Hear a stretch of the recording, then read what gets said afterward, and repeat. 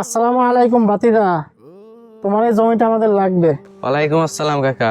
এটা আবার কেমন কথা কাকা? বাতিজা, তোমার এই জায়গাতে আমরা মসজিদ নির্মাণ করব, জমিটা আমাদের লাগবে। পাগলামি কথা কন কাকা। সব জায়গায় মসজিদ নির্মাণ করলে হয়? এই জমিতে আমরা চাষবাস করে খাই। দেখ ভাই, আল্লাহর ঘর মসজিদ নির্মাণ করলে সওয়াব আছে। এই রাখেন আপনার হাদিসের বাণী।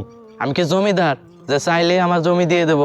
শোনেন কাকা, এই জমি কি দিয়ে দিলে কি আমার সংসার চলবি? কিন্তু মসজিদের জন্য জমিটা খুবই দরকার, দিলে আমাদের সবার উপকার হতো। আমাদের মসজিদটা মেন রাস্তা থেকে অনেক দূরে, তুমি তো জানো মুসল্লিদের নামাজ পড়তে আসতে অনেক কষ্ট হয়। তাই বলছিলাম বাবা, জমিটা যদি দিতে। দেখেন, আমার বাপের বিঘা বিঘা জমি নাই, আপনারা চাইলেন আর আমি দিয়ে দেব। অন্য জায়গায় দেখেন গে। আহা, জমিটা দান করতে হবে না, তুমি একটু দাঁড়াও। ইমরান ভাই, আপনি একটু বেশি বোঝেন। ভাতিজা, মসজিদের জায়গাটা আমরা কিনে নিই, তোমাকে আগেই বলা দরকার ছিল, আমার ভুল হয়েছে। দেখেন হিলাল কাকা, এই জমিটা আমি দানও করব না, বিক্রিও করব না।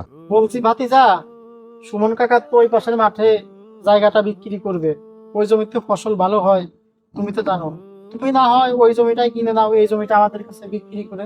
সুযোগ একটা পাইছি, দান মারলে খারাপ হয় না। দেখো বাবা, দেও, তোমার এহকাল এবং পরকাল দুটোই শান্তি হবে। আচ্ছা, আপনারা আজকাল এত করে বলছেন, আমি জমিটা বিক্রি করব ইনশাল্লাহ। আলহামদুলিল্লাহ।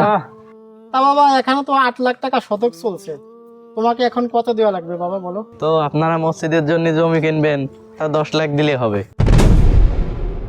বাবা, আমরা মসজিদের জন্য জমি কিনবো, তুমি দাম না কমায় দাম বাড়াচ্ছ। আপনারা কিনবেন মসজিদ ফান্ডের টাকায়, তা আপনাদের সমস্যা কি? ফান্ডের টাকা মুসল্লিদের আমানত, এ টাকা বেহিসাবি ভাবে খরচ করতে পারবো না। দেখেন কাকা, আপনি যেখান থেকে পারেন সেখান থেকে নিয়েন, আমি 10 লাখ টাকার 1 টাকা কমে দিব না। দেখেন কাকা, এটাই আমার শেষ কথা, আপনারা অন্য কোথাও জমি দেখেন। এখন কি করবে মিয়া ভাই? তুমি তো বুঝিয়ে বলতে পারো না, তুমি বুঝিয়ে বললে দিয়ে দিত। রবিনও যেমন, রবিনের বাপও তেমন। ও এই জমি দিয়ে জীবনেও দিত না। এই জমির দাম কিভাবে 10 লাখ টাকা হয়? ফান্ডে যে টাকা আছে, এই টাকা দিয়ে তো মসজিদই হয় না, তাহলে জমি কিনবো কিভাবে? আগে জমিটা হোক। তাহলে একটু চেয়ারম্যানের কাছ থেকে ঘুরে আসি। চেয়ারম্যান সাহেব বাড়িতে আছেন? হ্যাঁ, বাড়িতে আছে। এই হামজা, দেখো তো বাইরে কে আসছে, চেয়ার দাও তো বসতে।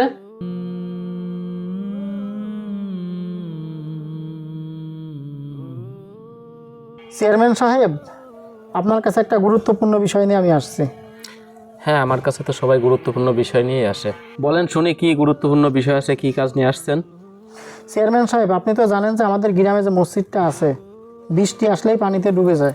মসজিদের সাউন্ড সিস্টেম ভালো না, ইমামের আজান শোনা যায় না। চেয়ারম্যান সাহেব, আমরা চাচ্ছি গ্রামে একটা পাকা মসজিদ করতে। মসজিদের জন্য জায়গাও ঠিক হয়ে গেছে, কিন্তু জমির মালিক জমির দাম অনেক বেশি চাচ্ছে। কিন্তু আমি এখানে কিভাবে সাহায্য করতে পারি? আপনি একটু জমির মালিককে ফোন করেন, ফোন করে একটু জমির দামটা একটু কমাইতে বলেন। চেয়ারম্যান সাহেব, ওখানে জমি তো এত টাকা দাম না। ঠিক আছে, আমি দেখি কি করা যায়। চেয়ারম্যান সাহেব, আমরা চাই আপনি আমাদের পাশে থাকেন। আমাদের মসজিদের ফান্ডে 15 থেকে 20 লক্ষ টাকা আছে। চেয়ারম্যান সাহেব, আপনি যদি একটু সাহায্যের হাতটা বাড়িয়ে দিতেন, আমাদের অনেক উপকার হতো এবং গ্রামের অনেক উপকার হতো।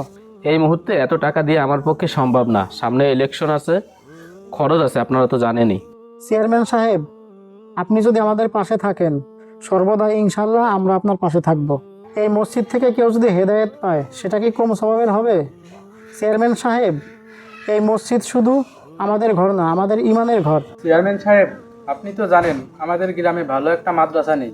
মাদ্রাসা যদি চালু না থাকে, বাচ্চারা দিন শিখবে কোথা থেকে? এই মসজিদ থেকে কেউ যদি হেদায়েত পায়, সেটা কি কম স্বভাবের হবে? চেয়ারম্যান সাহেব, এই মসজিদ শুধু আমাদের ঘর না, আমাদের ইমানের ঘর। আপনি নিশ্চয় চান না যে সমাজ থেকে দিন শিক্ষা উঠে যাক, মানুষের নীতিকথা উঠে যাক, আমাদেরকে একটু সাহায্য করেন। আচ্ছা, আমি 20 লক্ষ টাকা দিলাম, আলহামদুলিল্লাহ। আর জমিনেও কোনো ঝামেলা থাকবে না। আচ্ছা, আজকে দিনের মধ্যে সংশোধন করে দিচ্ছি, মসজিদ হয়ে যাবে ইনশাল্লাহ। রবিন, এই নাও তোমার টাকা। বাবা, টাকাটা গুনে দেখো, ঠিক আছে? আমার টাকা চেক করা লাগবে না, সব ঠিক আছে। মোহরি কই? ওই তো চলে আসছে। কি লিখবো? বিনা অর্থে বিনা স্বার্থে এই জায়গা আমি মসজিদে দান করলাম। মানে এটা আবার কি ধরনের কথা? এখন তুমি মিথ্যার আশ্রয় নিচ্ছ কেন? কাকা আমি মিথ্যা বলছি না, মসজিদের জন্য জমি দান করছি। তাহলে তুমি এই কথাটা আগে থেকে বললে না কেন? এই টাকাটা ওঠাতে আমাদের 4 মাস সময় লাগছে।